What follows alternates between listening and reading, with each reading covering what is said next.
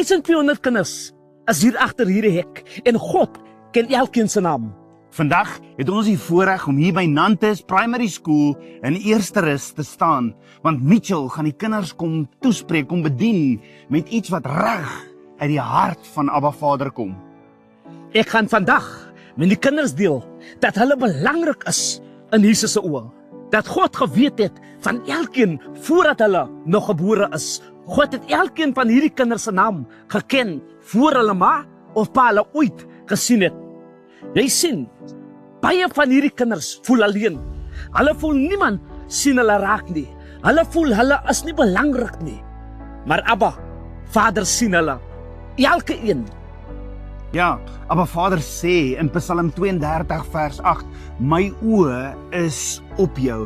Ek sal jou leer aangaande die weg wat jy moet gaan. So sy oë is op elkeen van hierdie kinders en elkeen van ons, elke dag. Hy sien elke traan en sy droom vir jou is 'n hoopvolle toekoms.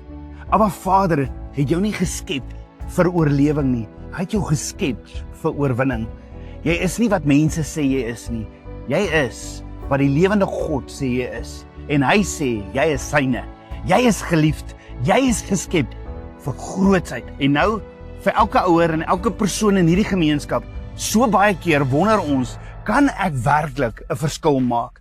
Jy sien, die vyand wil hê jy moet twyfel. Maar Abba Vader stuur ons vandag om vir jou te kom sê, jy maak 'n verskil.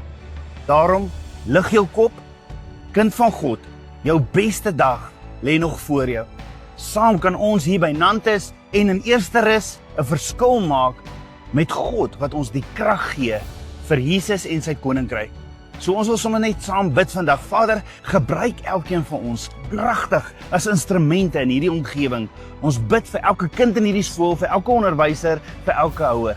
Ons bid vir 'n revival in Eerste Rus en mag elkeen terugkeer na U toe. Kom sit elkeen se hand, kom sit ons in U hand in Jesus se naam. As hierdie boodskap jou hart aangeraak het, deel dit met 'n ouer, deel dit met 'n onderwyser, deel dit met iemand wat dit nodig het. En word vandag 'n opstaan volgeling vir daaglikse bemoediging vir jou en jou kinders. Want onthou, jy is nie 'n verrassing vir God nie. Jy is sy plan. Staan op vandag en volg hom. Ja, staan op. Jy is geroep vir 'n tyd soos nou.